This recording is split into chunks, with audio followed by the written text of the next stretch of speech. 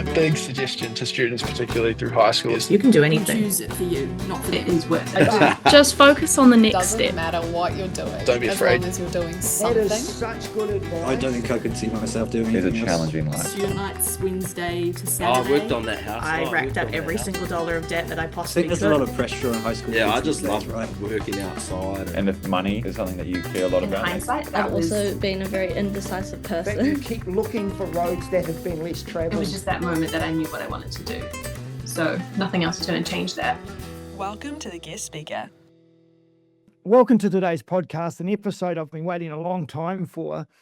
Many years ago, when I reached out to former students with a simple question, where did you end up? Among those stories I got was yours, Catriona, and I remember reading it and being so impressed. And I also remember a personal message you attached. Whether you remember that message or not, I don't know, but it meant a lot, so I just want to thank you for that. It's a real privilege to finally have this opportunity to dive deeper into that career you forged after leaving school.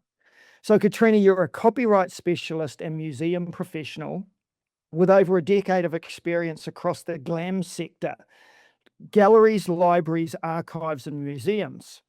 In your current role as rights manager at Te Papa, you lead the management of intellectual property across collections, exhibitions, digital content, and creative outputs, helping people navigate what can often feel like a complicated space in a clear and practical way. Originally from Cambridge, you moved to Te Whanganui Tara, Wellington, to study art history at Victoria University in Wellington. You began your career on the museum floor as a Te Papa host, which we'll talk about later because that's quite cool. You discovered the power of storytelling, relationships, and connecting people with Tonga. Since then, through postgraduate study and a range of roles across the museum sector, you've become a trusted advisor on copyright and licensing and a strong advocate for open GLAM and knowledge sharing. You found your professional stride in 2014 while working on Gallipoli, the Scale of War. And I'm sure that statement alone, Gallipoli, the Scale of War, raised a few eyebrows because anyone who saw that display knew its world-class nature. It was mind-blowing. Deeply committed to Te Papa's bicultural foundation, you bring care, curiosity, and a strong sense of responsibility to everything you do. You're known for your thoughtful leadership, high personal standards, and your ability to balance strategic thinking with practical delivery. Outside of work, Wellington has become home. For many years, you're a mum, someone balancing career and family, but loving everything that you do, which is great to hear. This conversation is for lovers of history, museums, archives, and historical documents, and for people who may not even realise careers like this exist. Today, we'll explore the fascinating world behind the use of images, resources, and cultural material, and the pathways that can lead us to work that truly matters in places we value so highly, like Te Papa. Wonderful to see you again, and can't wait to chat. Can I take you back, because we always do this, to your education to see where this came from, first and foremost, and your experiences in it? I think it goes back beyond that. I mean, my parents have been taking me to museums and galleries since I was basically a baby. I remember one of my first, well, I don't remember, but I remember reading one of our trips. My mum always kind of documented them, of going and seeing an art exhibition at the Auckland Art Gallery called Rembrandt to Renoir, which was quite a huge exhibition. And that would have been back in 1992. And I was like, you took a 2-year-old to an art gallery? What were you thinking? But I think it instilled that importance of learning about culture, learning about art, and realizing how that affects life today, what we can learn from it, what it makes in terms of a statement on our current events. And it just instilled this lifelong learning that I enjoy history, I enjoy our part in society, and how we can reconnect taonga that essentially have been sitting in potentially dusty rooms, with their source community, with those that connect to it through whakapapa, through shared stories, or just find their part in Aotearoa. So that kind of instilled it. But throughout, my schooling, I was at Cambridge High. I loved my humanities studies. I don't think I dabbled much in the sciences. I think I actually finished science at the end of year 10, which was probably not recommended. And to be honest, I don't think I realized at the time that that did have its limitations. Beyond that, I really excelled probably in those humanity subjects: English, history, geography. I also did German, and then in my final year I did art history, and that just unlocked a passion for art, I think. Yeah, and I think you're the type of student I often, for 25 years, the history kids they've always felt constrained to go do law or something because they become great at research, that the skill attached to history is research, which can sometimes then be something like law. They've felt helpless to actually take the true path of that passion. So I find that really, really interesting, that how you've been able to navigate that problem in a sense. Yeah, and it was definitely, I think, moving definitely into art history had its own problems. There isn't a direct career path in, you go into university and you go and do art history with, about 100 or so other people. And the amount of percentage that end up in a career that is directly related is really low. It's an interest subject, but it also can lead somewhere incredibly meaningful. And I think that's where I kind of gripped onto it and was like, I would actually prefer to study something that I'm passionate about, that I enjoy, rather than doing something that's going to end up in a specific career. Yeah. And I just want to put a shout out. While I remember I was interviewing a young boy the other day, and he was doing art history by correspondence. So no matter where you are in the country, I mean, art history won't be a subject. I'd probably be lucky to be in 5% of schools. It's come and go from since your time in Cambridge, back and forth, on and off. So I just put a shout out that if kids are really resonating with this, art history can be picked up. It is something they could do, maybe in their own time or with a study class. Yeah, Well, I was just going to say there is something there. There is a potential curriculum change at the moment that a lot of museum professionals have been pushing against, because there is talk about removing it from the curriculum. And I think while the majority of study starts later and starts at university level, getting that interest at high school is really important. If that's absorbed into a visual arts curriculum, great. But you're just going to limit so many students who perhaps don't have, like myself, the artistic ability. I wasn't a painter. I wasn't going to be a sculptor or a photographer, but I loved art. Yeah. So you're sitting there in the Waikato and you're going, I'm loving this stuff and I'm doing well at this stuff. How did your decision making go about where you might study or what options you had? Can you talk me through that? Yeah, I mean, most of high school, I didn't think I was going to get into art history. I thought geography was going to be my passion, and that was probably led. It was possibly led by my abilities in geography more than my passion for the subject. Sorry, Blair. And I really It's the same thing. So I don't know. look, you're a passionate teacher, and it shows, and it encourages students to get involved. But whether or not that passion translates, I'm not sure. Yeah. For me, it was very much, I went on a German exchange at the end of year 12, and I spent time in Europe. And while the exchange taught me a lot about independence, it was challenging, but I kind of feel transformative.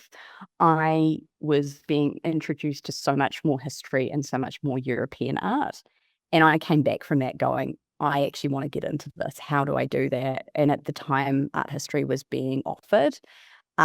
Once that decision had been made, it really started limiting down where study was possible. Not all universities in New Zealand offer art history as a major under a BA. I think it's Otago, Christchurch, Auckland, and Vic or Te Herenga at the time. They may be more now. And to be honest, I kind of did a process of elimination. I thought Auckland was too close to home, and I didn't like the idea of the big city. I didn't like the potential culture around Otago, whether or not I would be getting that as an art history major or not. I just didn't think the idea of that party lifestyle was for me.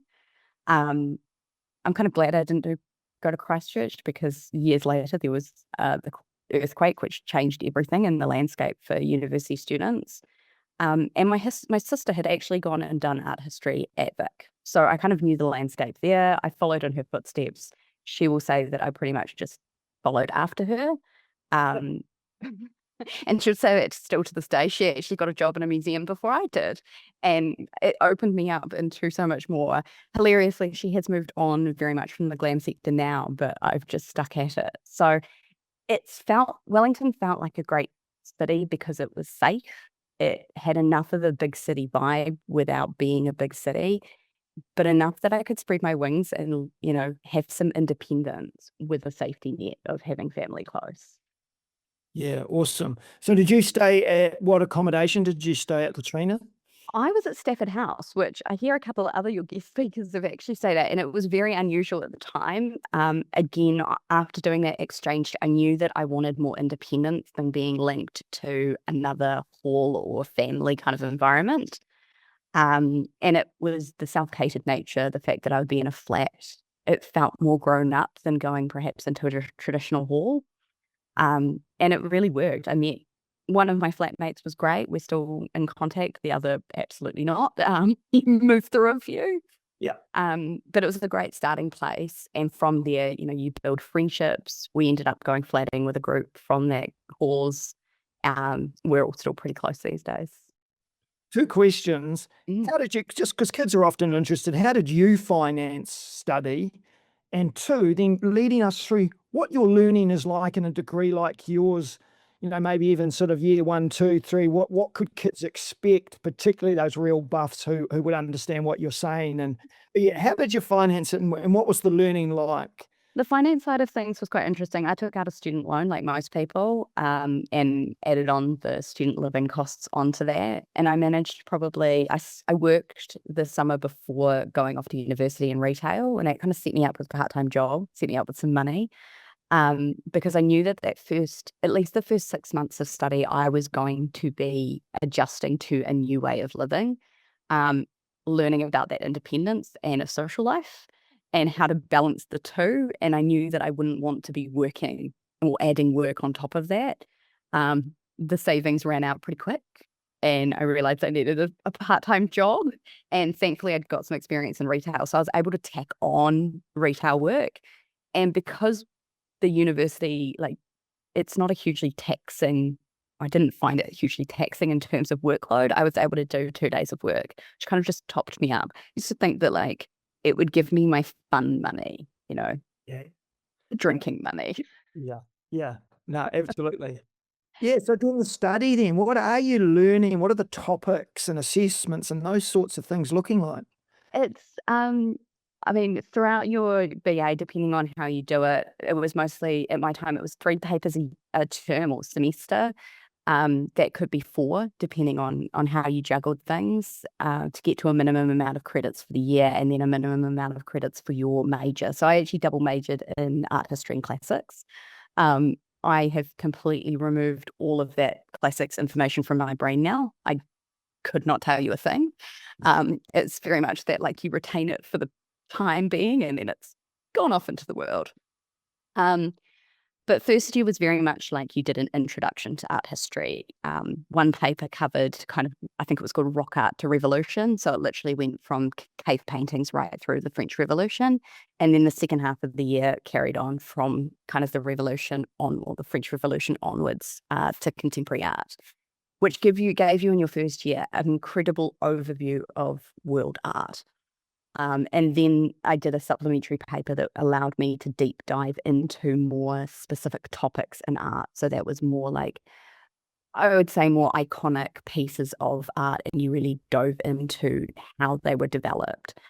And a lot of what I'd say is art history is you are looking at pictures and a lecturer is telling you about them. You're talking about the context in which they were made, potentially who commissioned them, and the process behind that. A lot of it comes into religious work, because of course for so much of history, art was both paid for and inspired by religion, which was quite interesting. It gave you a very good overview of different religions in some ways, which I probably wouldn't have got otherwise.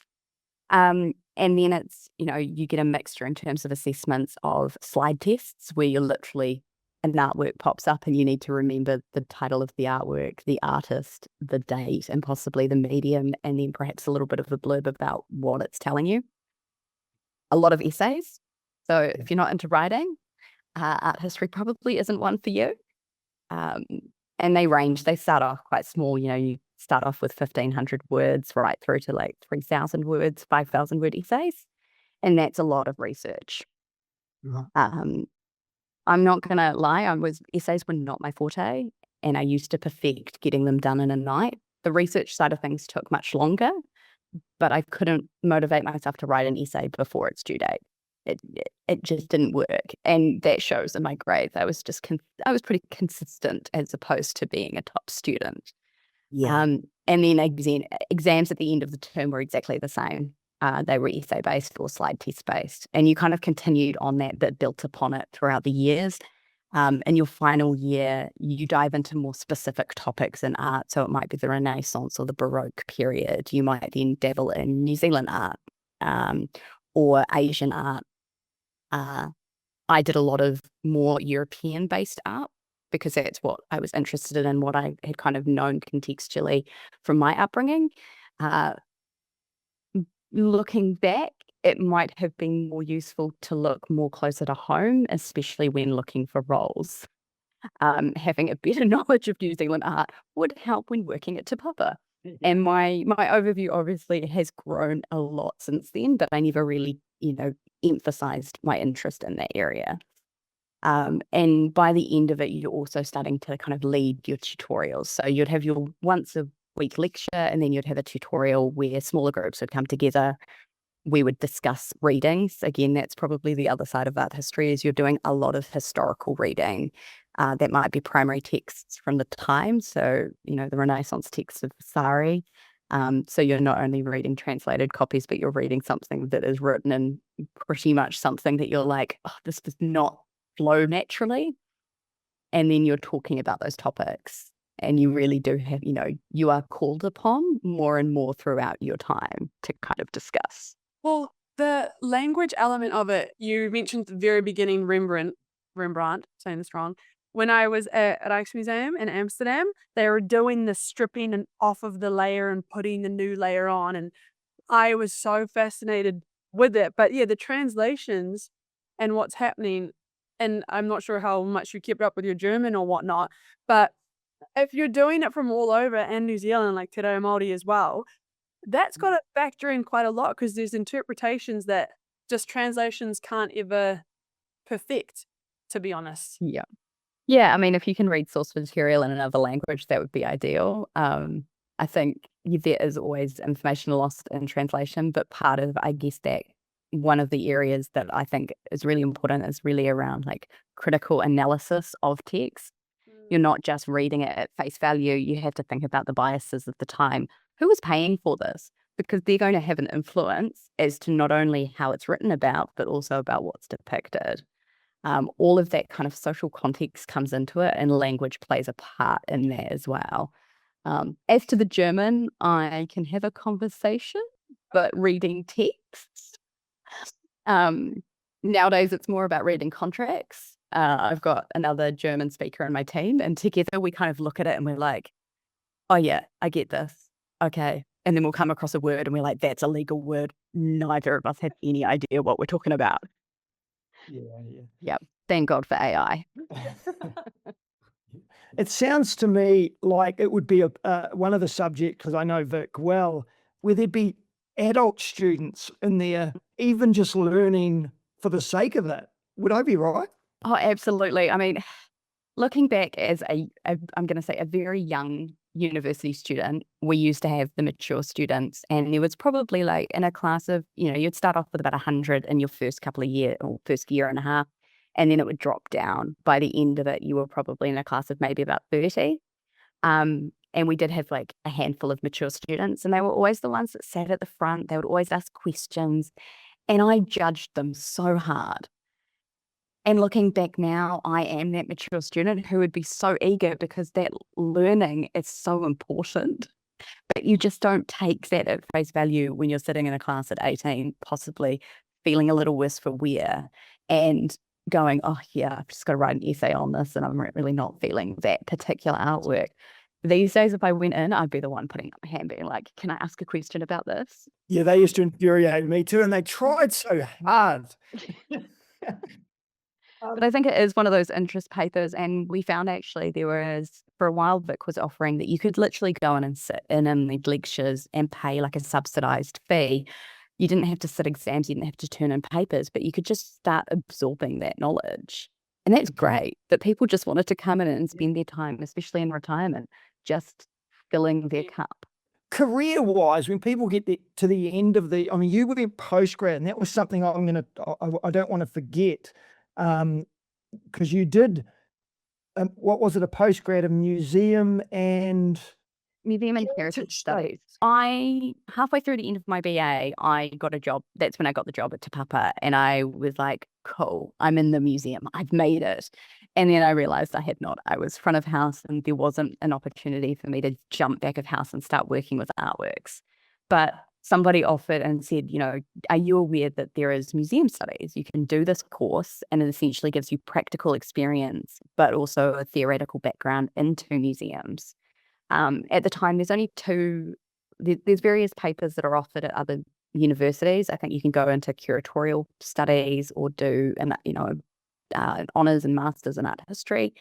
But I'd heard about this one at Vic. It's nice because it was just, I wasn't moving anywhere, and they offered, the other one was offered at Massey University based on the Palmy campus, but they had a lot less contact time, and they also offered a lot less practical experience. So the papers that I ended up doing, I had 3 internships as part of my year of study, which meant that I went into museums or heritage institutions and worked for them for free for a set period of time. I'm thinking, tell me if I'm right, after these studies, either your degree or your postgrad, teaching could have been an option. Wonderful classics history teacher. I'm even wondering libraries. I'm thinking councils with their archives, governments similar, obviously museums. And you mentioned the word heritage institutions. I'm not sure I really know what that implies. You are definitely open, and I think that GLAM sector is pretty all-encompassing. I mean, you kind of think museum studies straight into a museum, but it does, yeah. And gallery-wise, it can be as wide-ranging as, obviously, we have National Gallery is incorporated into Te Papa, but we have regional galleries. But it could also be dealer galleries where contemporary artists are selling their works. They have a lot of, as part of that selling, they're usually asking people to write about their works or to work with them to advertise and market their works. Heritage institutions might include Heritage New Zealand, who operate all of our historic places trusts, or we used to be called New Zealand Historic Places Trust. Now Heritage New Zealand, they operate, historic homes, gardens. There's working for Ministry of Culture and Heritage. They do historian works. It's pretty wide encompassing. I actually did one of my placements at IPENS, which is the Institute of Professional Engineers New Zealand, and they do all of the they have a heritage team of one, and they do all of the reporting on heritage structure, industrial heritage structures in New Zealand. Railway bridges. I wrote a report on the Rarimu Spiral, which is part of the North Island Main Trunk Railway. Things that are like coal mines and real industrial buildings, but because of their longevity, have now got historical importance, and that needs to be recorded and maintained. So it can be incredibly wide-reaching. You're right, like council work, or you can go into history, research, teaching. For me, teaching probably never locked in. My husband's actually a teacher. He never entered the classroom. He went into museum gallery teaching and now works for Parliament. So it's very but I'd seen what that lifestyle looked like, and it wasn't for me. No, fair enough too. Okay, so can we jump to now to Papa? Because there'll be a lot of people here going, what did you do on your way up? How did that progression look? And then to give us a real insight for those of us who have been through Te Papa or are going to, behind the scenes, what's going on? Because when something's hung on the wall, there's a lot more to it. So yeah, give us that. Yeah, so I mentioned I'd started working as a host at Te Papa, and that is really about working front of house. You're greeting visitors that come in, you're taking tours. A lot of it's directing people to the toilet. that's most common question. But you really are that physical and personal interaction between visitor and the exhibitions. So I learn a lot during my time as a host. I had a really real appreciation for the fact that we're doing this for the visitors, and taking that into a back of house role was really valuable. I don't think I could go back to that kind of front of house work. It's incredibly demanding. It requires a lot of output. I would consider myself an extrovert, but you are on for 8 hours of the day. Yeah. So after my internships, I'd done one working on cataloguing some archives up in, we have an offsite facility here at Te Papa, and I worked on cataloguing some fashion archives. And it was like the first experience of literally getting out an object, putting it on my desk, and putting all the metadata into our collections database about it, measuring it, taking a photograph, talking about it. And that was just, it was the antithesis of like, I was so excited. It was such a cool job. And then I would house it and put it in its little, archive. It was, acid-free tissue, and then put it in its box and carefully take it down to the shelves and put it up there and make sure I knew where it was. And I did that for 2 different archives, and it really opened my eyes into the breadth of our collection. I started working on the AIDS Quilt Memorial Archive, which was incredibly sad and poignant, but so moving. I also worked on another couple of fashion archives and artists' works. And then the contracts end up. And this is probably one of the downsides of working in a museum, is a lot of that kind of entry-level positions are contract-based. So you get funding through your acquisition process. As soon as something comes into the museum, funding is allocated against it. And part of that funding is money to pay someone to come in and catalogue it. And I was doing that, but once the money ended, I'm out of a job. So I would keep going back to the host team and do a little bit of work front of house, or I took some time off and went traveling. And then I came back after spending a couple of months in Europe, and I was like, I just can't go front of house anymore. I'd felt like I'd done my dash there. I'd paid my dues, and I wanted a big kid job. And for me, that was it. Everything kind of fell into place when I'd had a manager who recognized that I'd done the study. I knew what I was doing. And he was like, I've heard that they need help doing this very short stint while they recruit someone in image and media research. Do you think you can help out in rights? And I was like, I have no idea what that is. I was like, yeah, sure, I will throw my hat in. I know our systems. I can work with anyone. And I met my wonderful manager, Victoria, and I treated the short-term contract like the longest interview of my life. I was so onto it. I just absorbed everything I could, because I knew that at the end of it, they were recruiting someone for a longer fixed-term contract for about a year. And I was like, that job's mine. If I can get it, this is my in. And I was so dedicated, and I was like, this is my break. And it was great because it meant that I'd learned so much working on the artworks, which was just licensing. Essentially, I was going back to copyright holders and asking, can we get a license so that we can reproduce your work on our website, in our marketing? Can we use it in an education program where we might be putting out a resource for teachers? And I was asking them and then negotiating that process, and usually negotiating price. And I was just lucky that I got that. It was a great foundation, because once I started, it was like I managed to get the role, and it was working on the World War I commemorative exhibition, which then became Gallipoli, the Scale of Our War. And that was baptism by fire, or warfare.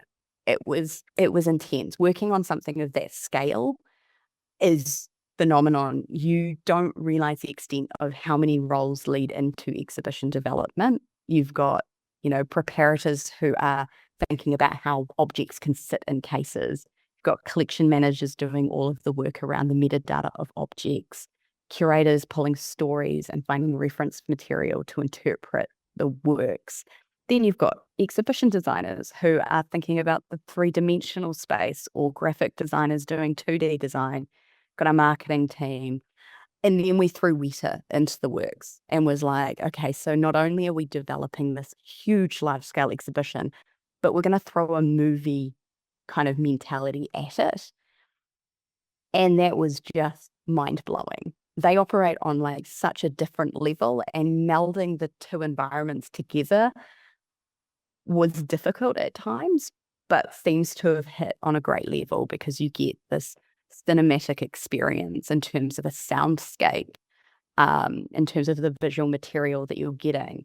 But you also have to temper that with historical fact. And one of my moments was, I remember sitting in a content meeting, and you've got Sir Richard Taylor in this meeting where you're trying to talk to someone. I was 24, and I was just like, oh, I'm so young. And he was like, he's talking to me about some of the images we needed to be able to develop this content. He was like, I just wanted to see some photos of the soldiers, just before dawn, about to go up Chunuk Bair. I was like, they don't exist. Like, you're asking for something that doesn't exist. I think the soldiers at the time were more concerned about survival than taking a snapshot so that you could recreate this in 100 years' time. And to be able to say no to somebody who is so highly regarded and say that with such meaning, but with the background knowledge of knowing that that content didn't exist, it was quite a, it was a big moment, but necessary. And I think that was where I realized, I wasn't going to be going into the movie industry. The hours were far too long. But it was great to be able to understand their context as well. Even the fact you just said the photos don't exist, because if you'd asked me, I would have said, well, they would have, because this is this generation, isn't it? So even that alone is a learning. I just want to put a shout out. I got a friend called Andrew Foster. They own a company in Australia called Pod Services, and they make, like, even if I was to take this drink bottle and it was a historical document, they build the boxes that they then get, and they are just constantly, and you've got your huge things, and they build custom made things to move once, sort of thing, and that's the end of it. But yeah, and I mean, for years I never really knew what he'd do, and he'd be posting on social media the stuff they were building in museums. So when you said there's things we don't think of, or even just putting stuff up, even the movement of them is so intricate, and I imagine costly. Yeah, it is. There's a lot of, there are a lot of small parts that make up the whole of a museum. And I mean, I think about right from the front doors of our hosts, our security guards, people that work in the cafe or kitchens. Like, we have a top class head chef because we have a catering business that runs alongside the museum. You've then got accountants, and, we have a plumber because we have a large scale building that needs maintenance constantly. So, you can have a passion for museum, but have a completely unrelated field of interest. And that's why it's quite interesting when you work in such a large scale organization, because you're like, you didn't study museums and you're working here. And it's nice to see how everyone kind of comes into the place from really different backgrounds. Yeah. Yeah, absolutely. When you said the movie theme of the Scale of War, had that been done elsewhere in the world, or was this something you guys came up with? I don't know if it had been done before. We've certainly seen it developed more since. Te Papa had done various movie-related exhibitions in the past. There was a really large Lord of the Rings exhibition that was a touring show that had come to Te Papa and being developed here back, I think it was around the Return of the King opening. There's definitely been, I know personally, there's the Harry Potter experience that you can go and do. So there has been the melding of these experiences together, but this was the first time that we'd done it quite on the same way, and the same, I guess, involvement of both, rather than just contracting out services to an organization like Weta and say, hey, can you deliver this? We really worked alongside them to deliver it together. Yeah. Okay. Do you have a favorite object? Oh, I have so many favorite objects, and for so many different reasons. There's a wonderful kuri, Māori dog, that is the worst taxidermy you have ever seen. And it's just so iconic that she's so beloved. And I've got one of the Māori curators, he's just had it screen printed onto a t-shirt because it's that iconic. It's just classic. So, but they're men's favorite art pieces, but I think narrowing it down to one when we have millions, Yeah, yeah. it's Have too you had a really bad moment where you've dropped some vase or some definitely not dropped a collection item. I'm not responsible for that, but there are always moments where you make an error. And part of that is just making up. The amount of times I've sent out an email to an artist with the wrong name or just a spelling error, and it seems like such a big deal at the time because you're like, oh my gosh, this artist thinks that we're completely inept. But it is human error, and I think part of that is just, letting it go and acknowledging that we're all human. No broken collection items on my watch. And then part of that, though, too, very quickly is like what do you call the people who come in? Like, I want to say visitors. Is that the right word for a museum? Visitors. You're getting quite a range as well because you have people who are extremely interested in reading everything and you're going to take 10 hours in there. And then you have some that just want to run around to like groups of children. How often, and maybe more when you were front of house, but like, how does that factor into how Te Papa is designed or made? Because it's such a range of visitors that you have. It is. And I think that's, we do a lot of breakdown around our visitation. We have an entire team that just look at audience insights. So knowing about who's coming in, what's motivated them to come here, and then also thinking about our priority audiences. So who do we want to be coming or who's not coming? So much of that is led by our collection or our acquisition process of like what objects do we need to be acquiring for the collection to be able to tell everybody's story so that they feel at home. But also a lot of that comes into the interpretation that we use. So when you're writing a wall text or panel, all of that goes through our interpretation team and then our writing team. So it's like we think about the historic facts. How can we write that in a way that's going to hit the right audience? Yeah. And you've got to cater for, international visitors who have no context about New Zealand's history, right through to a child that might be reading it. So it's all about basing that at the right level. But also so much of that is through interpretation. When I was working as a host, a lot of it would be talking to people and learning how to scale information so that it appeals to them, and explaining terms. One of our biggest things is we use a lot of te reo around the museum. So a lot of that can be interpretation of te reo for our visitors, especially if they're international. They won't know what the wharepaku is. They won't know what taonga is. So how do we explain that in a really simple way that they're going to understand? A lot of that is sometimes much easier done in a face-to-face situation. But also all of our exhibitions include areas that are based for children. We want young families to come into the museum and start exploring and not feel like they shouldn't be there or that this place isn't for them. So they do incorporate games or material that is directed more at children. And that's great. Yeah, and I mean, fantastic answer. You're making me think of things I hadn't thought of. One I did think of, and this is a bit rogue, but I've been thinking about someone who maybe wants to be in security. Like obviously the Louvre last year, that got some attention. Like, and we laugh because it is a bit ridiculous, this heist. But when something like that happens, do all the museums go like, could that happen here? Like, how much is and I don't know what you can say, but like, what's the security like? Because these are some pretty, well, they're literally one of a kind artifacts and pieces you have. What's that like? I mean, when I first started in the museum, I kind of thought that it was going to be like, I think it was like lasers pointing everywhere and a lot of artwork. And I would say that we have got really good protections. They're not that high tech. We do not have lasers that are going to cut off your arm. We might have a sensor in front of the work that's going to tell you to step back from a work. But security is a really important part. What I'd say is our host team and other front of house staff often operate as soft security. The presence of people in a space where you might have an object is more of a deterrent than somebody, a big beefy security guard in that space because that's quite intimidating for visitors. They're not going to know how to interact. So they think quite carefully about that. We do have roaming security that are constantly aware.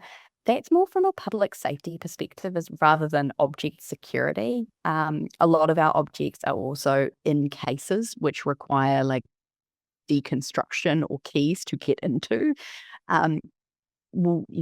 Artworks are secured to walls, so they're not going to fall off, mainly from an earthquake perspective. Like we don't want objects falling over and breaking in an earthquake. So it is a really interesting area. A lot of our security, they roam around the floors, they interact with guests as well, visitors as well. But it is just another area of the museum that you could walk into, and they do a lot of the transition back of house into our collection store areas, which are more secure.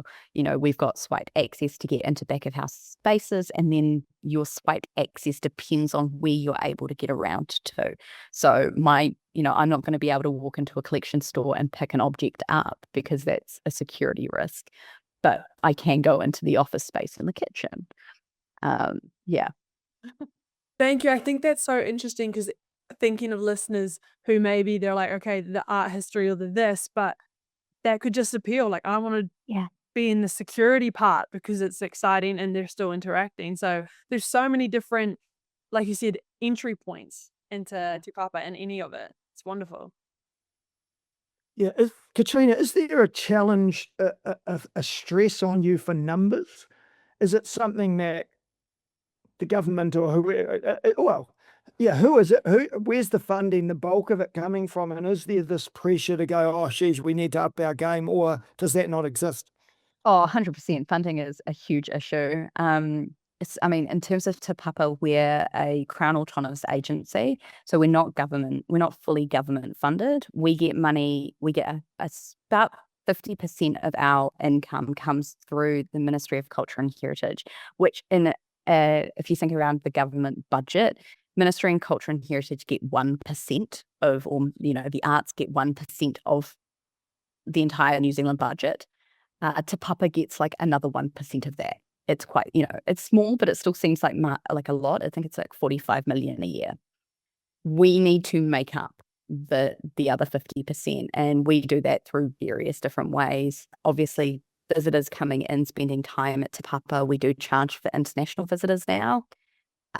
We also, they buy things in the shop, they'll eat in the cafe, they pay for parking. All of that money comes into funding the just general business of running a museum. But we also have other revenue streams. So we have a catering business and a conference centre.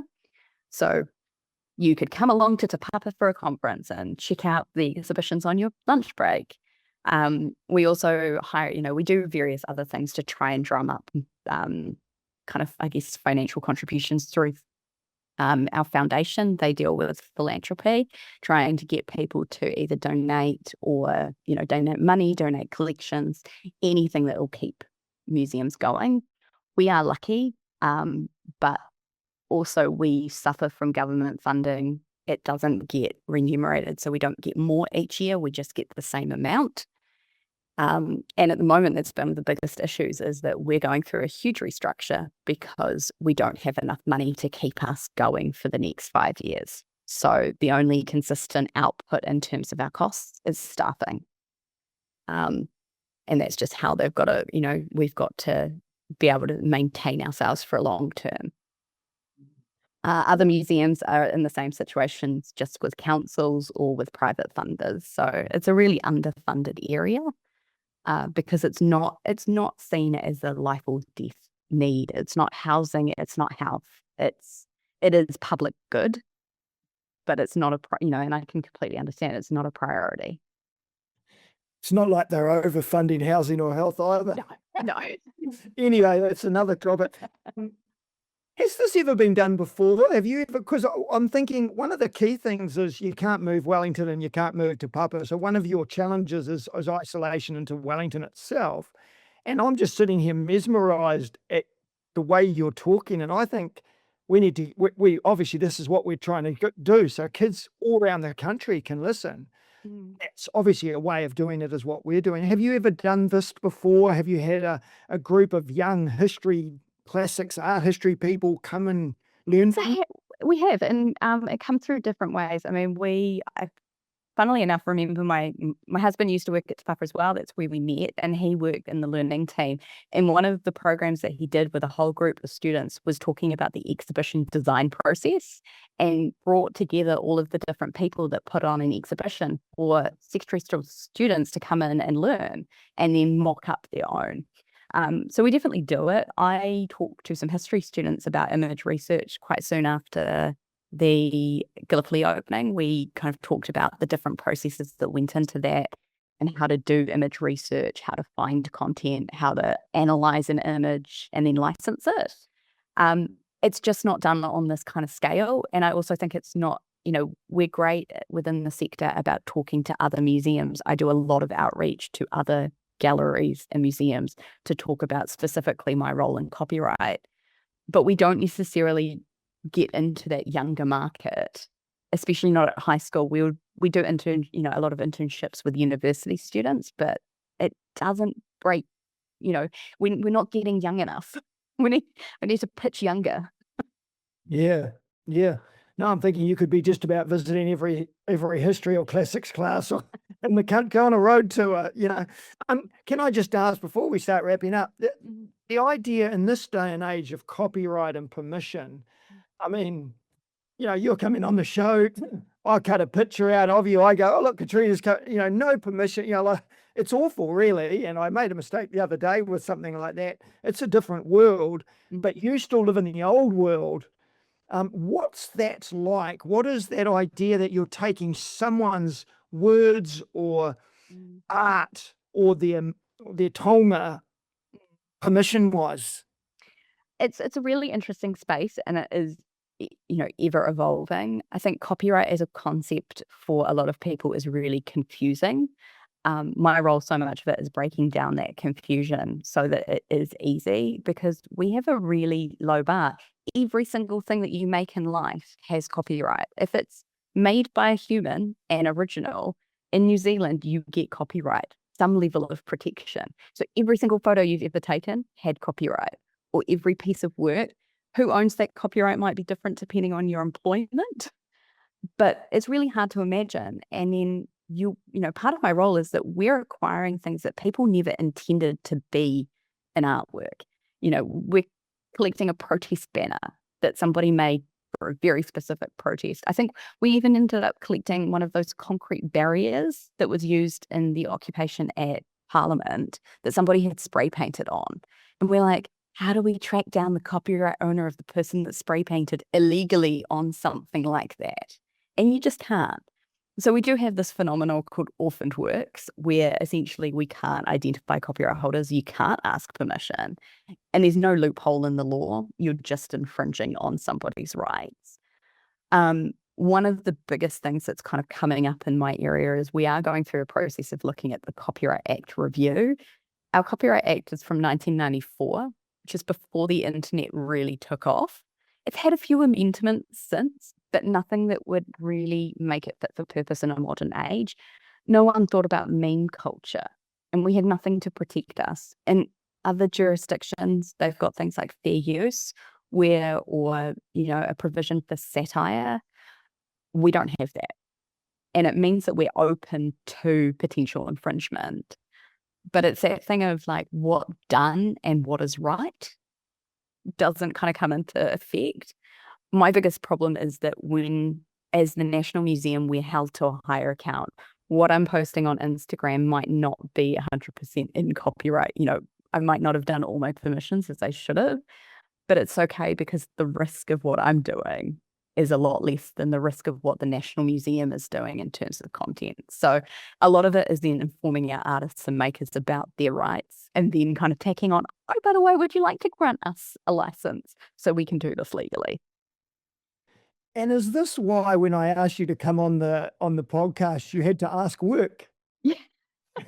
I mean, part of it is that I do, one of the areas is I am always so protective of what our staff are saying as well, because whatever I'm speaking about in work terms is, could be copyright to Te Papa as opposed to copyright to me. And therefore I might not have the ability to grant you the use of my own words. But also from a media perspective in terms of what I might be saying about an institution. We're so concerned about brand reputation because that means that visitors are coming through the doors. They respect what we say. It's said with authority and truth. And we want to make sure that whatever is mentioned. So yeah, I've checked in with our comms team to make sure there was no conflict of interest. There was no, it's all part of, I guess, working for a large organization and understanding that you might be one person, you have your own opinions, but that's not necessarily the reflection of the institution you work at. So you would have done a background check, or they would have on us, like a police check on Grace, like surely. I don't think it was that, I think at best I talked to our comms manager and she was like, oh yeah, tell me a bit about that. Yeah, I'm glad we're trusted. Yeah, look, I just want to, we'll start to wrap up shortly, but I just want to go back to something you said earlier where I think your statement was, I want to throw my hat in. And it was at that point, and it was for a fixed term position. And I think when we talk careers and opportunities, I know they do it a lot in teaching. Someone might go away for 2 terms and it's hard to get people in. And there's a lot of people in education who can't get a full-time job. And I think sometimes you've got to be brave and even volunteer work. Like I'm sure there's ways of getting into these museums and into Te Papa and going, and like you said, it might be hard to start with. But I really loved that idea. You threw your hat in, you weren't too good for something because you knew ultimately where you wanted to go and do, which is probably what you're doing now. Before I finish that, thank you. What's your future look like? Future's pretty unclear at the moment. I mentioned Te Papa's going through this organizational change, or we call it the restructure. This will be my 3rd here at Te Papa. It's a quite common phenomenon. It's definitely something that's going around in Wellington at the moment with government changes. And I literally find out next week whether or not my role continues in its same sense, whether or not I'm disestablished or what the future looks like. But I'm also choosing that it's a opportunity to contemplate what and accept that change. Wherever Te Papa will exist well beyond my existence, and my contribution will still stand regardless of whether or not I'm here. I know that the work that we do has great purpose, so I'm going to probably be looking for roles within the sector, regardless of whether or not I'm here or elsewhere. But I also acknowledge that my career has been incredibly organic so far. I have jumped at opportunities when they've come up. I've, a countless amount of interviews for roles in different areas, and I've just grabbed at whatever has come my way and thrown myself into it. I'll do the same again. It is a role, it's a sector that relies on a lot of short-term contracts. Volunteer work is a great way to get into that kind of, those entry-level positions. But my heart lies in the glam sector. Yeah. Public good outweighs everything. Yeah. And if your roots weren't in Wellington, you could go overseas, you could do all sorts, obviously. Yeah, I think that's one of the hardest things is Wellington obviously has a large population of museums and galleries. There are so many more. As soon as you move overseas, it is a competitive market and that competition just continues elsewhere. But, you do get into these highly specialized roles and they do come up. I think for me, it's more thinking, is this the time to uproot my family and move somewhere else? My husband's in quite a unique position as well. So finding 2 of us roles in the kind of glam work, but doing very different things might be a bit of a stretch to ask.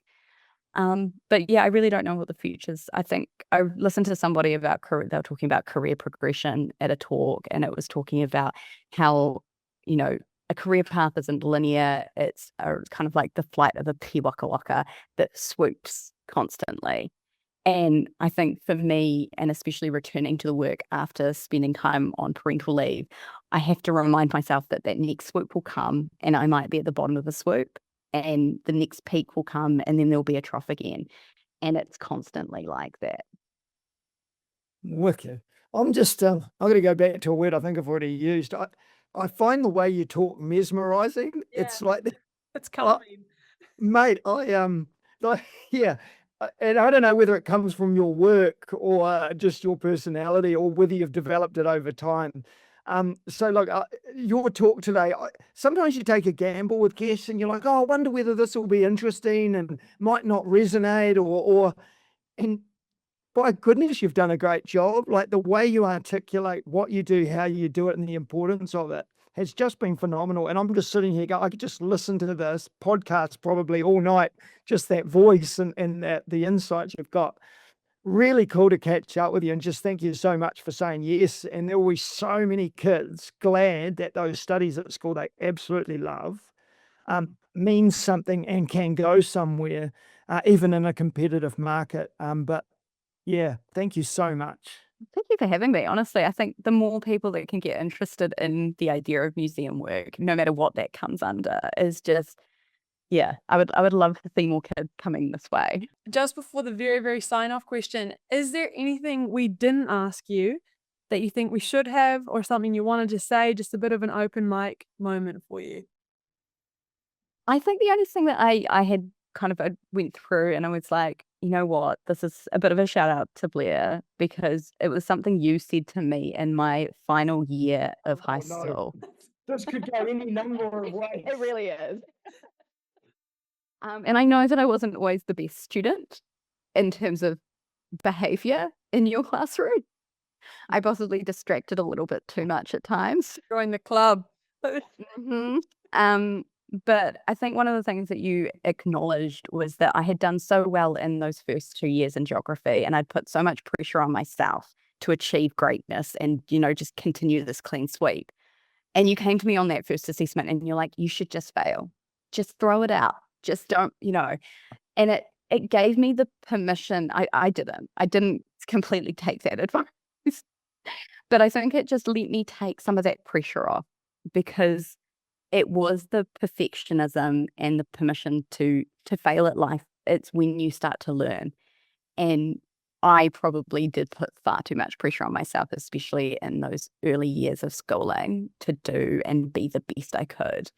And I was never going to be the Ducks. So I should have just taken, it is about finding balance in what you're good at, but what you enjoy. And that has resonated with me through my career, that it's okay sometimes not to be perfect. No, not if it provides balance. I'm glad you picked up. That was probably the intent. Yeah.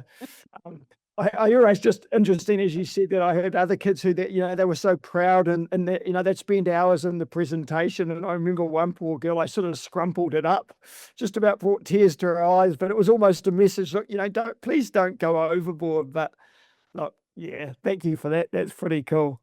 That's phenomenal. The very, very last question, going back to that age, we always ask, you've given so much advice to everyone, but if you were to give yourself, so you to you back in year 12/13, what advice would you be giving? I think it is to care less about what other people think. You will find your niche in the world. And to be honest, I have found such a niche within a niche. It's weird. I geek out on copyright stuff. I'm glad that I've found my little bubble of people to talk to about it. And my family probably think I'm a bit weird, but you will find what is right for you in the end. It will come. It won't necessarily come overnight. It won't necessarily be in that kind of come to Jesus moment, but it will happen. And I think for me as a year 12 and 13, it's to take my time as well. I'm so young and so inexperienced going into university and then into postgrad. I maybe should have probably taken a little bit more time to gain experience, to take time off and maybe volunteer. Life experience probably would have given me a lot more, and I would have appreciated the study I was doing more if I'd taken more time rather than rushing through it. Outstanding advice. Yeah. And life advice. Look, take care, Catriona, and appreciate the background. Can you thank Te Papa, whoever you asked for permission to let us into your life today? Thank them very much. And I hope they enjoy listening to what you said today, because it's been really insightful. And again, that mesmerizing tone and explanation is just gold. So take care, and can't wait to catch up sometime. Thanks for doing this. I wish this was around when I was in high school.